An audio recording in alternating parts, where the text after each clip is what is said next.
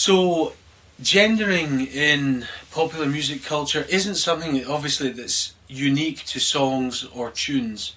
It's something that lives right throughout and permeates all of our culture, and in different ways, in different ethnicities, in different places, and at different times. If we think a little bit about songs, though, and popular music, there are really sort of three main ways in which you can approach it, understanding gender. There's the lyrical text of, say, a song, the text itself. What do the words say about gender relations? There is, of course, the imagery, or if it's a recorded album, the album cover, if there's material available online, the artist's website. Also, what do people wear? What do they wear when they're performing?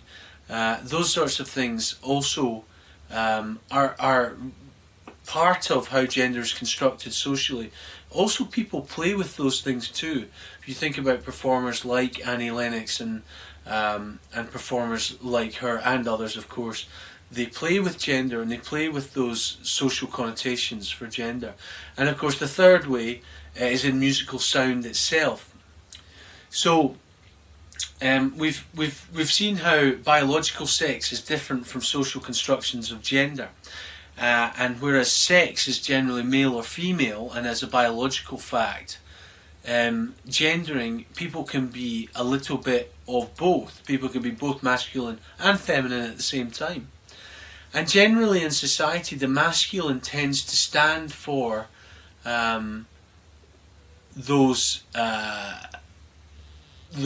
strong, powerful, courageous, aggressive, busy, hierarchical, dominating values, and that the feminine is usually associated in Anglo-American culture anyway, at least, with passivity, with gentleness, with kindness, with warmth, with smallness and patience, and sometimes prayerfulness.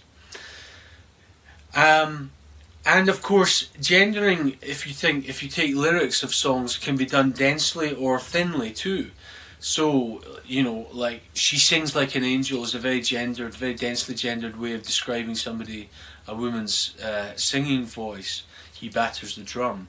And if you take songs like, for instance, a song like Stand By Your Man, popularised by Tammy Wynette, you can see in that song a particular vision of womanhood, of where a woman's place in society, which is certainly largely unrecognisable in contemporary Britain. But the lyrics of that song include the lines that if you love him, you'll forgive him, even though he's hard to understand. And if you love him, oh, be proud of him, because after all, he's just a man. Stand by your man, give him 2 arms to cling to and something warm to come to when nights are cold and lonely. And the whole world is really, the whole song, the lyrical text of the song, is really a male view of the feminine.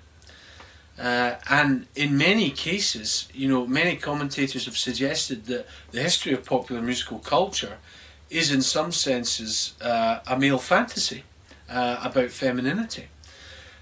So all of these aspects are important, and one way of approaching them is to understand the sound, the image and the text separately and together. When we think about musical sound in very broad brush terms, there are aspects musically such as strong tonic-dominant relationships. In diatonic music, a strong focus on the tonal centre, both harmonically and melodically, is usually conceived of as masculine, and femininity is usually associated with more ambiguous tonality, chromaticism, rhythmically with syncopation, and more uncertain and sonically less powerful sounds in popular musical culture.